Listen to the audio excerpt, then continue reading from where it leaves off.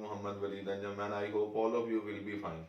Student, today we are going to discuss next topic, which is black body radiation.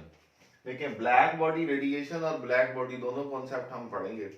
हम लोग इस बात को जानते हैं कि जब कभी भी किसी बॉडी को हीट किया जाता है तो वो रेडिएशंस को एमिट करता है, और उन रेडिएशंस को हम थर्मल रेडिएशंस का नाम देते हैं. तो इसके लिए हम पॉइंट लिखेंगे, when a body is heated,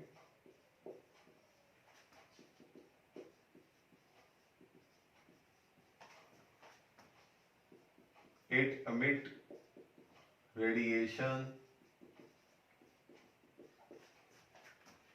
called thermal radiation, और हम उन्हें क्या नाम देते हैं? थर्मल रेडिएशन का नाम देते हैं.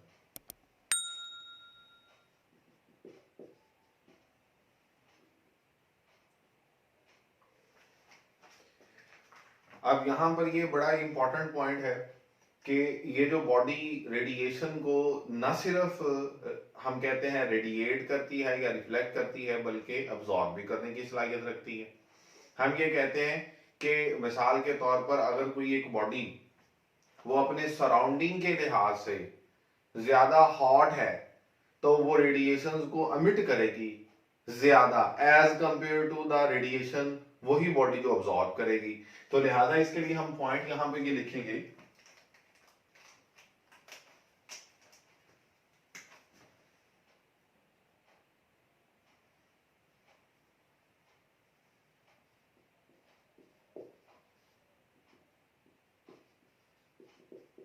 emit as well as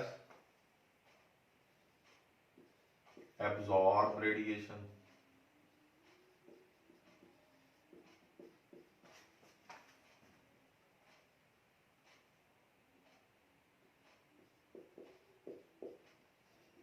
A body which is at high temperature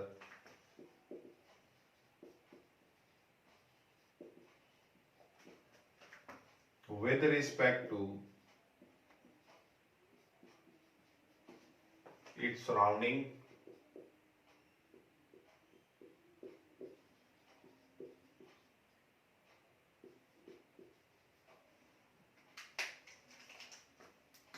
emit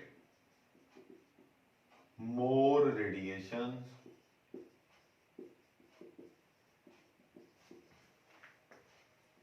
as compared to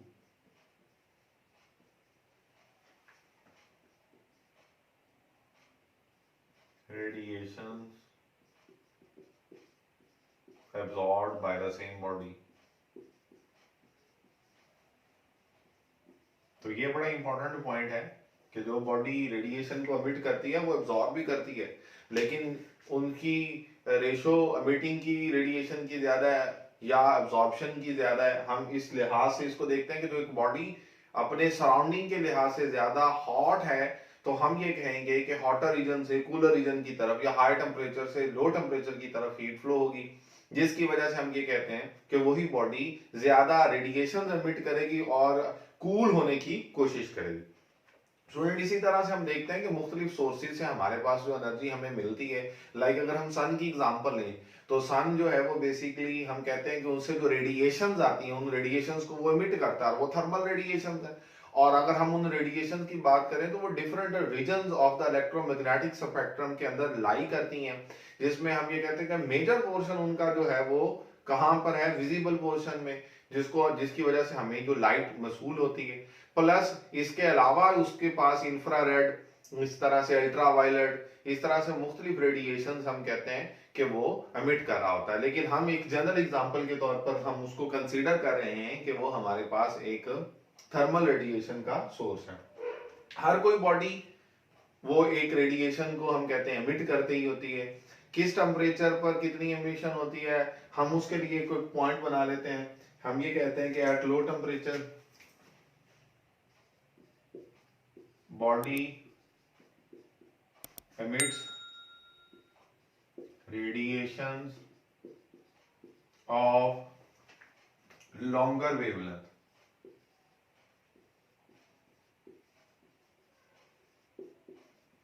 और इसी तरह से at high temperature body emits radiations of smaller wavelength, वो स्मॉलर वेवलेंथ की जो रेडिएशन है उनको एमिट करती है। अब अगर हम एक ब्लैक बॉडी की बात करें,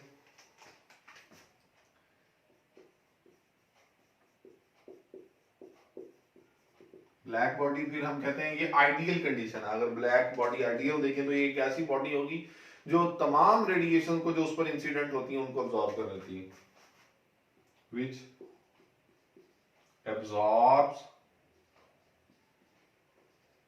all radiations incident on it, वो उन तमाम रेडिएशंस को जो उस पर इंसिडेंट हुई उनको अब्सॉर्ब करने की सलाहियत रखती है, फिर हम उसे ब्लैक बॉडी का नाम दे देते हैं। अब हम देखते हैं कि हमारे पास किस तरह से हम एक आइडियल ब्लैक बॉडी को बनाने की कोशिश करते हैं। तो हमारे पास यहाँ पे एक कॉन्सेप्ट है कि अगर हम किसी एक सॉलिड के अंदर कोई एक कैविटी रख लें, जो हम कहते हैं कि वो हमारे पास एक ऐसी जगह जो अंदर से खाली है और उसको हम कहते हैं वो नॉन रिफ्लेक्टिंग बना लें हम उसे किसकी मदद से, लैम्प ब्लैक की मदद से या उसे ग्रेफाइट की मदद से हम कहते हैं अंदर से ब्लैकन कर दें, जिसको हम सूट का नाम भी देते हैं। यानी कि वो एक तरह का हमारे पास जैसे ग्रेफाइट का ब्लैक कलर जिसे हम कहते हैं कि लकड़ी के जलने के बाद जो राख होती है उसकी तरह हम उसको बना सकते हैं। तो हम यहां पर ये कहते हैं कि consider a non reflecting body, non reflecting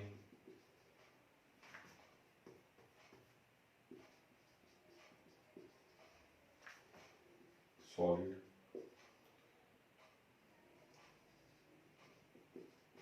has internal cavity, ठीक है।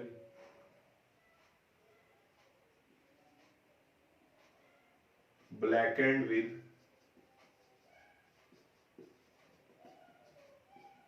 लैम्प ब्लैक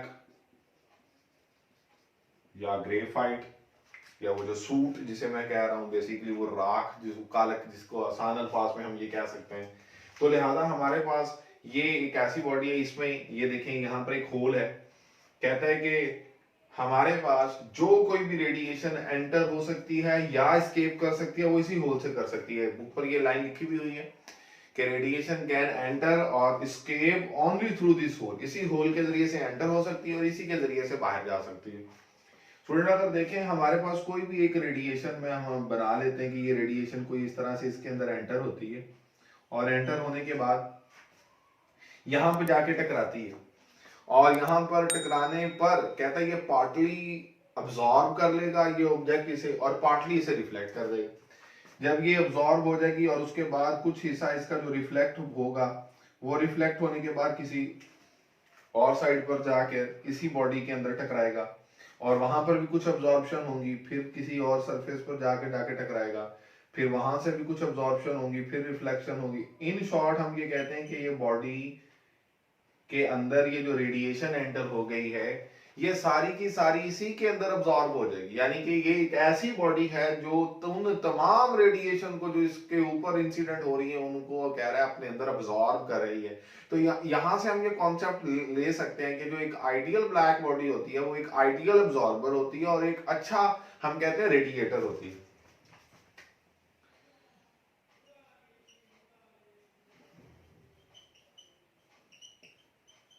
ब्लैक बॉडी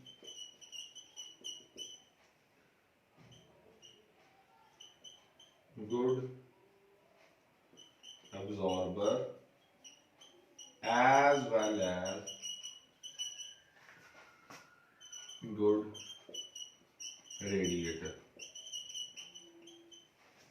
ठीक हो गया स्टूडेंट। अब ये तमाम रेडिएशन जो इसने अपने अंदर अब्सॉर्ब करनी है इसी बॉडी ने, इन्हीं रेडिएशन को ये बॉडी एमिट भी कर सकती है। कब? जब आप इसे हीट प्रोवाइड करें, हम कह देंगे कि इसके टेम्परेचर के बढ़ जाने की वजह से वही रेडिएशन जो इसने अब्सॉर्ब की हुई थी वो एमिट कर देगी और जब वो एमिट करेगी तो फिर उन रेडिएशन का हम इसके लिए हमारी बुक में एक एग्जांपल दी गई है। उस एग्जांपल में उसने ये बताया है कि अगर हम एक प्लाटिनम वायर लें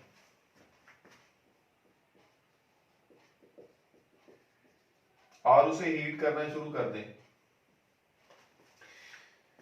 तो डिफरेंट टेम्परेचर पर उसके डिफरेंट कलर्स नजर आते हैं। तो वो जो कलर्स लिखे हुए हैं वो मैं यहां पर लिखता हूं, dull red, cherry red, orange red, yellow and white. ये देखिएगा, जब उसका टेम्परेचर पहुंच जाता है ना जी 500 डिग्री सेल्सियस,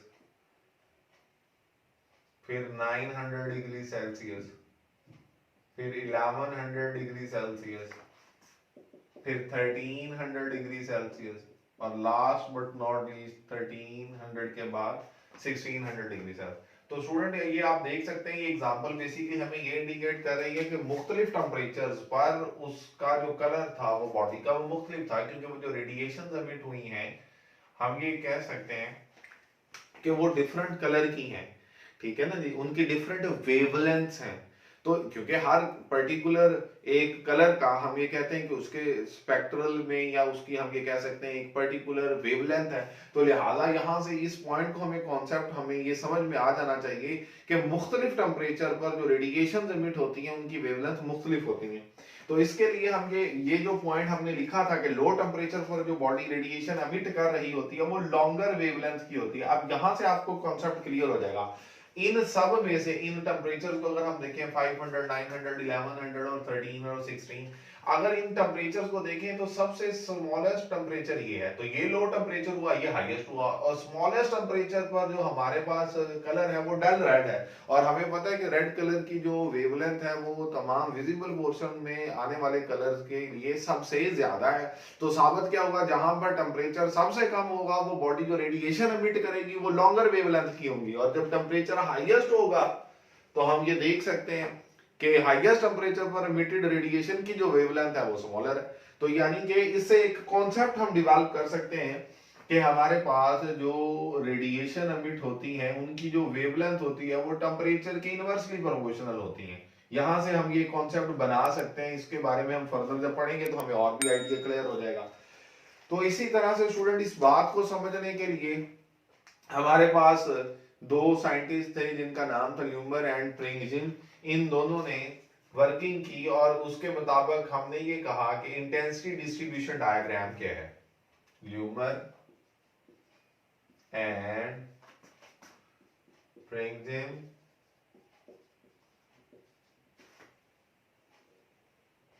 इन दो साइंटिस्ट ने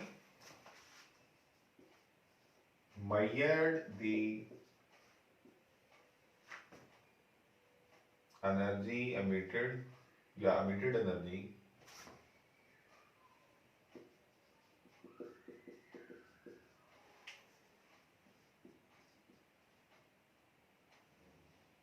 for different wavelengths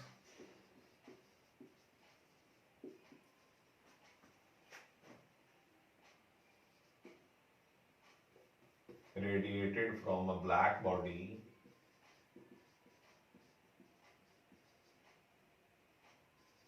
at different temperature.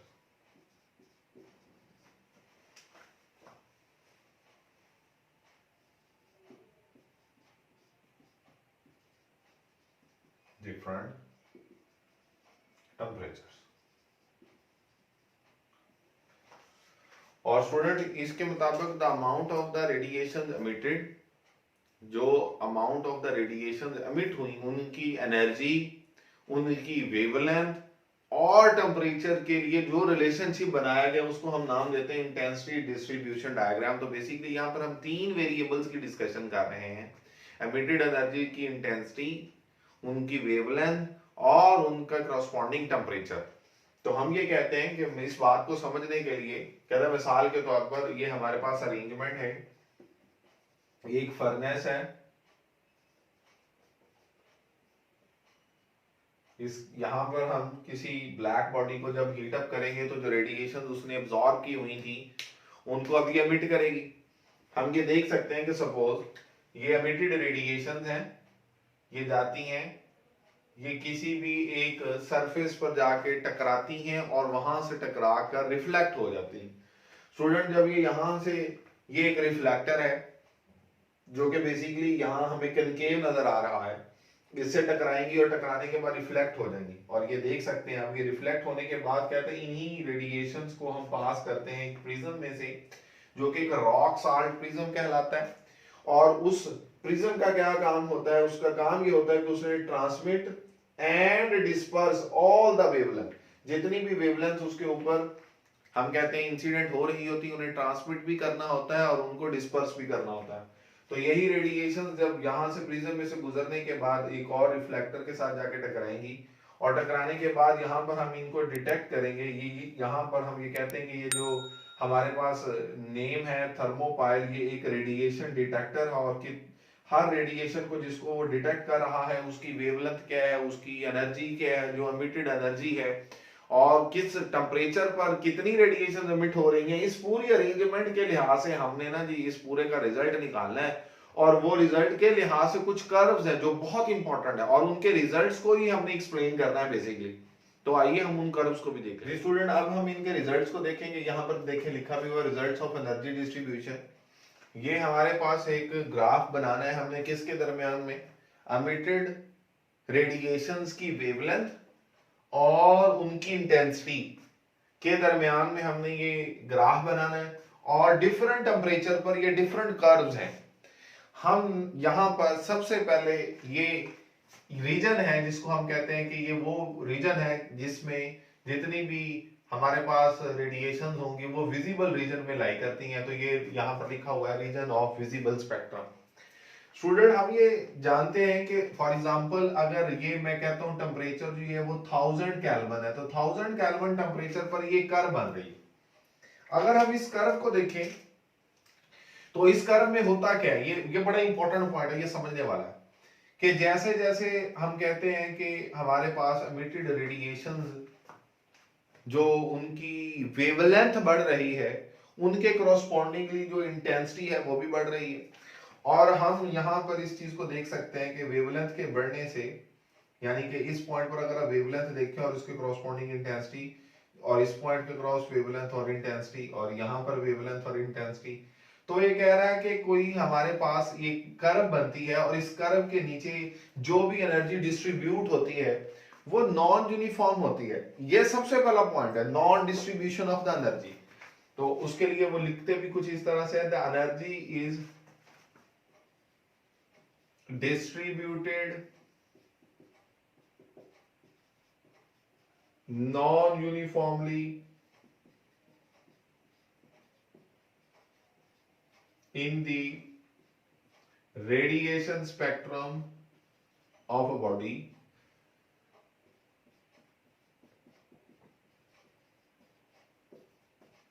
ये सबसे पहला पॉइंट है। दूसरा पॉइंट है हमारे पास, इसके लिए वो बोलता है वीन्स डिस्प्लेसमेंट लॉ। अच्छा ये बड़ा इंपॉर्टेंट पॉइंट है। हम ये कहते हैं किसी भी गिवन टेम्परेचर पर, at a given temperature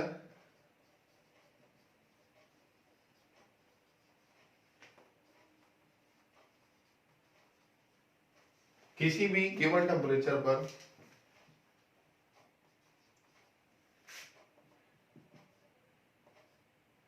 the intensity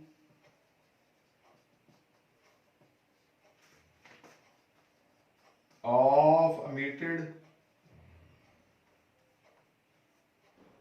radiation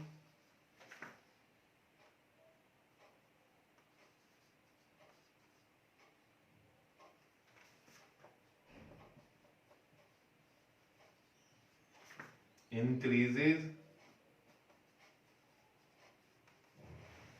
with wavelength। Wavelength के हम कहते हैं जैसे जैसे वो बढ़ रही है तो intensity of the emitted radiation जो है वो भी बढ़ती जा रही है। और कोई एक ऐसी वेवलेंथ होगी जहां पर, या वेवलेंथ की कोई एक ऐसी वैल्यू होगी जहां पर हम ये कहते हैं कि जो एमिटेड एनर्जी है उस रेडिएशन की वो सबसे हम कहते हैं ज्यादा। देखें हम ये कह रहे हैं कि जैसे जैसे आप इस कर्व को देखें तो हमारे पास इस 1000 केल्विन टेम्परेचर पर क्या हो रहा है कि यही बॉडी जो रेडिएशन एमिट कर रही है उनकी अगर इंटेंसिटी को देखें तो वो ये कहता है कि उनकी इंटेंसिटी क्या है, अगर वेवलेंथ बढ़ी तो उसके क्रॉसपोंडिंग ये इंटेंसिटी, और बढ़ी उसके क्रॉसपोंडिंग ये और हम कहते हैं ये वो कर्व की पीक है। इस पीक पर आप ये देख सकते हैं कि हमारे पास जो इंटेंसिटी है इस टेम्परेचर के लिए, उस बॉडी ने जो रेडिएशन एमिट की है इसी टेम्परेचर पर, इस पॉइंट पर सबसे मैक्सिमम इंटेंसिटी है, और इस वेवलेंथ को फिर हम नाम देते हैं लैम्डा मैक्स। अच्छा स्टूडेंट, ये लैम्डा मैक्स से मुराद ये नहीं है कि ये मैक्सिमम वेवलेंथ जो है हम इस लिहाज से कह रहे हैं क्योंकि इसके बाद जो वेवलेंथ की वैल्यूज हैं, अगर आप देखें इस पॉइंट के बाद भी तो वेवलेंथ इंक्रीज कर रही है, लेकिन उस पॉइंट पर वही जो इंटेंसिटी होगी वो पहले की निस्बत अब फिर क्या होना शुरू हो जाएगी, कम होना शुरू हो जाएगी। तो हम कहते हैं कि यहां पर जो हमारे पास इस स्पेसिफिक पॉइंट पर जो इंटेंसिटी है, चूंकि उसकी वैल्यू मैक्सिमम होती है, लिहाजा उसके लिहाज से हम उस वेवलेंथ को फिर क्या नाम दे देते हैं, लैम्डा मैक्सिमम का नाम दे देते हैं। और वीन्स लॉ बेसिकली है ही ये कि हमारे पास जो मैक्सिमम लैम्डा और उस कर्व को जिस टेम्परेचर पर प्लॉट हुई है वो, उनका जो प्रोडक्ट होता है वो हमेशा कांस्टेंट रहता है। यानी कि वो ये कह रहा है, या यहां पे मैं लिख देता हूं, the product of lambda maximum and temperature always remains constant, और इसी कांस्टेंट को हम मीन्स कांस्टेंट का नाम देते हैं। और हम ये कहते हैं कि अगर मैं टेम्परेचर को बढ़ाऊं तो मैक्सिमम वेवलेंथ की वैल्यू, देखिए ना, आप खुद सोचें कि अगर दो चीजों का प्रोडक्ट कांस्टेंट रहता है तो और टेम्परेचर अगर बढ़ जाए तो मैक्सिमम वेवलेंथ उस बढ़े हुए टेम्परेचर पर जो होगी वो पहले के मुकाबले में कम हो जाएगी ताकि प्रोडक्ट कांस्टेंट रहे। ये कैसे? अब देखें कि मैंने इसी बॉडी का जो टेम्परेचर है वो 1000 केल्विन की बजाय 1260 केल्विन कर दिया। अब देखें जब टेम्परेचर बढ़ गया तो हमारे पास ये एक कर्व बनी, जो भी डाटा हम प्लॉट कर रहे हैं उसके अकॉर्डिंगली ये कर्व बनी।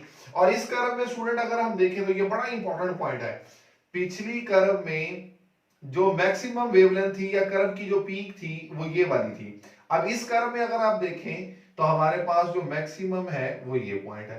हुआ क्या स्टूडेंट कि ये जो मैक्सिमम वेवलेंथ है ये 1260 केल्विन पर है और ये कितने पे थी, 1000 केल्विन पर। और आप देख सकते हैं कि ये वेवलेंथ पहले की निस्बत आप देख सकते हैं बढ़ी है या कम हुई है, बढ़ी है या कम हुई है, हमारे सामने वेवलेंथ कम हुई है क्योंकि टेम्परेचर क्या हो चुका है, इंक्रीज कर चुका है। इसीलिए हम कहते हैं कि जब टेम्परेचर इंक्रीज करेगा तो हमारे पास एमिटेड रेडिएशंस की जो वेवलेंथ की जो वैल्यूज हैं वो चेंज होनी होनी है, लेकिन एक मैक्सिमम वैल्यू जहां पर हम ये कहते हैं कि हमारे पास इंटेंसिटी मैक्सिमम होती है, उस पॉइंट का जो प्रोडक्ट टेम्परेचर के साथ होता है वो कांस्टेंट रहता है। और अगर टेम्परेचर बढ़ेगा तो लैम्डा मैक्स, जिसको हम नाम दे रहे हैं, although it's not a maximum value of the wavelength, ये बार बार मैं कह रहा हूं क्योंकि उसके बाद भी वेवलेंथ्स बढ़ती हैं। आप देखें ना इस कर्व को देखें तो यहां पर जो वेवलेंथ है, यहां पर जो वेवलेंथ है, यहां पर जो वेवलेंथ है वो उस वैल्यू से तो ज्यादा है। तो ये बेसिकली इसलिए क्योंकि वहां पर उनकी जो एमिटेड एनर्जीज है या रेडिएशंस की जो इंटेंसिटी है वो हम कहते हैं maximum.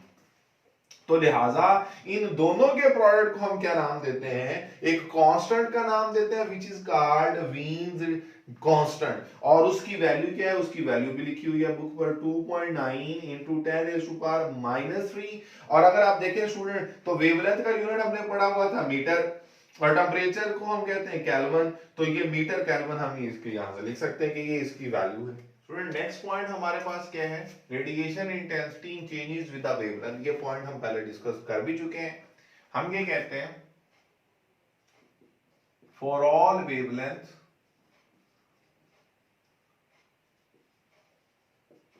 An increase in temperature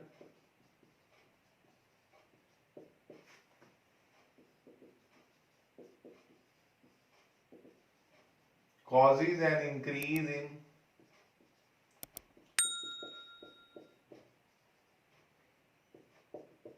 energy emission.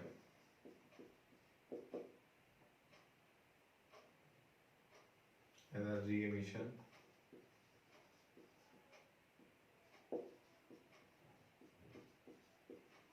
at a particular value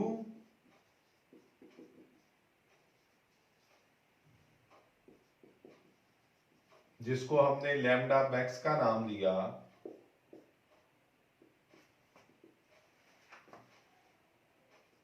the emitted energy has a maximum value.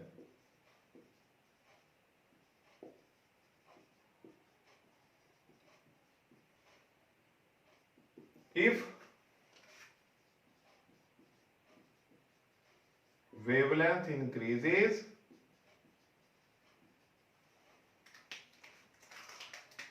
the intensity of energy emission decreases. ये बड़ा इंपॉर्टेंट पॉइंट स्टूडेंट। जैसे हमने ये कहा कि हमारे पास 1000 केल्विन पर जो कर्व थी उसकी मैक्सिमम वैल्यू ये है, और इस मैक्सिमम वैल्यू पर हमारे पास एनर्जी एमिशन भी मैक्सिमम है, और इस वजह से हम इस वेवलेंथ को जो इसके कॉरस्पॉन्डिंग होती है उसे लैम्डा मैक्स का नाम देते हैं। अगर आपकी वेवलेंथ की वैल्यू उससे बढ़ती है तो हम ये कहते हैं कि इस पॉइंट के बाद जो इंटेंसिटी है वो देख लें क्या होना शुरू हो जाती है, कम होना शुरू हो जाती है। इसी तरह से आप इससे अगली कर्व पर देख लें, जब टेम्परेचर 1000 से 1260 हुआ तो टेम्परेचर के बढ़ जाने से आपकी जो मैक्सिमम वेवलेंथ है वो शॉर्टर हो जाती है, क्योंकि ये हम स्टार्ट पर पढ़कर आए हाई टेम्परेचर लो वेवलेंथ। तो इसके कॉरस्पॉन्डिंग हमारे पास जो मैक्सिमम वेवलेंथ वाली जो वाला पॉइंट था लैम्डा मैक्स वाला, वो हमने कहा इधर शिफ्ट हो गया क्योंकि टेम्परेचर बढ़ गया। अब इसी तरह से स्टूडेंट अब नेक्स्ट कर्व को देखें तो नेक्स्ट कर्व भी कुछ इस तरह से है। उस कर्व में भी हमारे पास मैक्सिमम जो वैल्यू है कर्व की उसके कॉरस्पॉन्डिंग अगर वेवलेंथ को देखें तो वो पिछले के मुकाबले में और कम हो गई है। ये देखें, आप यहां से यहां पर आए और यहां से आप इधर जा रहे हैं, यानी कि आप शॉर्टर वेवलेंथ की तरफ चलते जा रहे हैं। क्यों चलते जा रहे हैं? क्योंकि आपका टेम्परेचर बढ़ता जा रहा है। ठीक है ना स्टूडेंट। और इसी तरह से अगर आप इसके बाद वाली कर्व को देखें तो वो कर्व क्या होगी, वो कर्व इससे भी ऊपर इस तरह।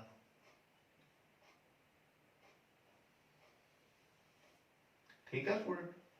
तो यहां पर इसकी अगर वैल्यू को देखें तो हाईएस्ट वैल्यू या मैक्सिमम जो लैम्डा की वैल्यू है तो वो आप यहां से और इधर आ गए, क्योंकि जैसे जैसे आप टेम्परेचर को बढ़ाते जाएंगे जो आपका रिजल्ट होगा लैम्डा मैक्स का, या जहां पर एनर्जी जो एमिशन है मैक्सिमम है, उसके कॉरस्पॉन्डिंग जो वेवलेंथ है वो कम होती जाएगी।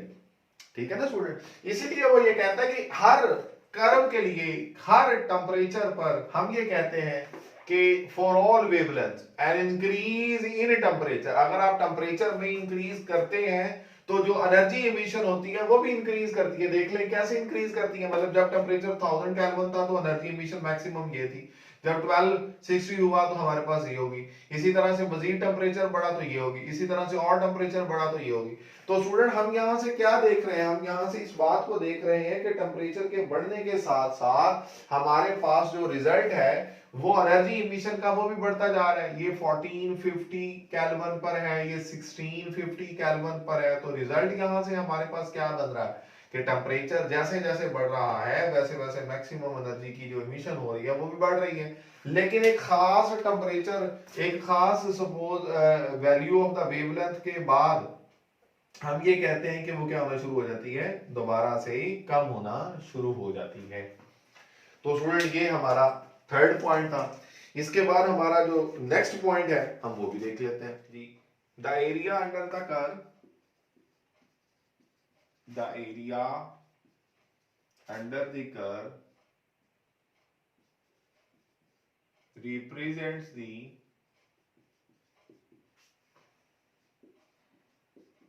total energy radiated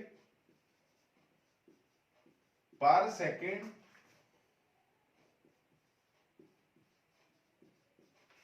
per square meter।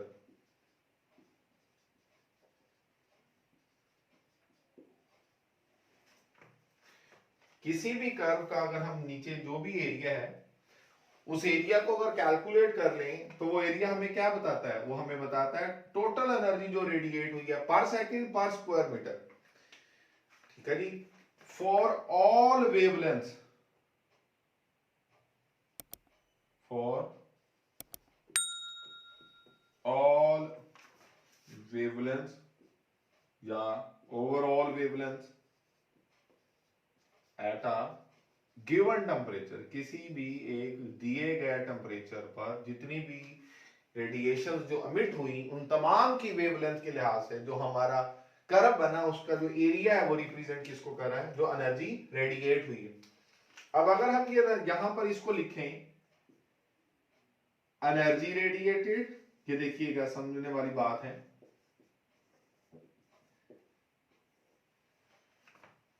Divided by time और एरिया। तो जो एनर्जी का यूनिट हमें स्टूडेंट पता क्या होता है, जूल, और टाइम का यूनिट क्या है हमें पता है, सेकेंड, और एरिया का यूनिट क्या है, मीटर स्क्वायर। तो अगर हम यहां से देखें तो जूल पर सेकेंड हमने पढ़ा हुआ किसके इक्वल होता है, वॉट ओवर मीटर स्क्वायर।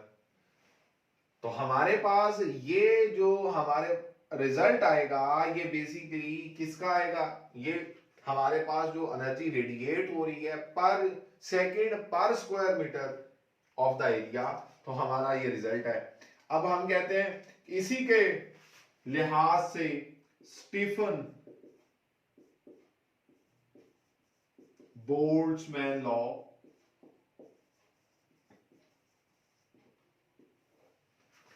उसने हमें ये तरीका बताया कि डायरेक्टली किसी भी कर्व के नीचे जो एरिया है उसकी मदद से जो हम एनर्जी रेडिएट पर सेकंड पर स्क्वायर मीटर एरिया कैलकुलेट कर रहे थे, उसको कैलकुलेट करने का एक आसान तरीका है।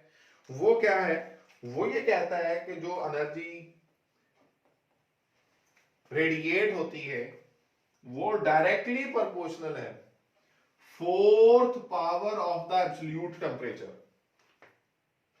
इसी रिजल्ट को हम वर्डली फॉर्म में ऐसे ही लिखेंगे, the energy radiated is directly proportional to the fourth power of the, कौन सी फोर्थ पावर, एब्सोल्यूट टेम्परेचर। और स्टूडेंट इसी को अगर हम सिंप्लीफाई करें तो we can write it as E is equals to sigma T की पावर 4। ये जो हमारे पास है इसको हम नाम देते हैं स्टीफन कांस्टेंट या बोल्ट्जमैन कांस्टेंट, बोल्ट्जमैन कांस्टेंट।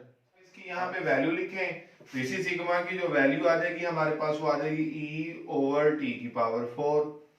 और स्टूडेंट अगर हम यहाँ से इस E का यूनिट जो हम पहले एनर्जी रेडिएटेड पर सेकंड पर मीटर स्क्वायर निकाल कर आए हैं जिसे हमने पढ़ा है वॉट पर मीटर स्क्वायर, और हमारे पास T टेम्परेचर का यूनिट केल्विन, तो केल्विन की पावर 4, तो हमारा रिजल्ट आ जाएगा वॉट पर मीटर स्क्वायर और केल्विन की पावर ये -4 हो जाएगी ऊपर जाके। और स्टूडेंट अगर यहां से ही हम इसकी वैल्यू लिख लें तो वो हमारे पास रिजल्ट है 5.67 into 10⁻⁻8 watt per metre square और kelvin raise to power -4। So student, this is it for today's lecture and I hope you have really understood what we discussed in this topic. Please don't forget to like and subscribe my channel and take good care of yourself. Allah Hafiz.